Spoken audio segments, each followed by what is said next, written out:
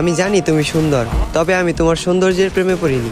মনে রেখো, এ শহরে আছে তোমার থেকেও হাজারো সুন্দরী রমণী। তোমাকে ভালোবেসেছি বিধায় আমি তাদের দিকে তাকানোর প্রয়োজন মনে করিনি।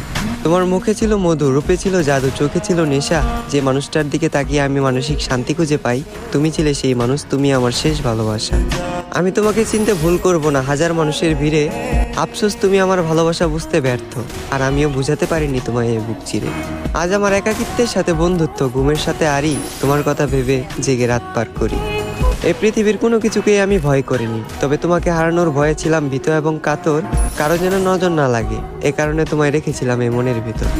আজ তুমি আমার চোখের পানি দেখেও দেখো না, আমার জন্য তোমার মনে বিন্দু পরিমাণ মায়া হয় না। অতীতের তোমার ওই কমল নরম মন আজ হয়ে গেছে পাথর।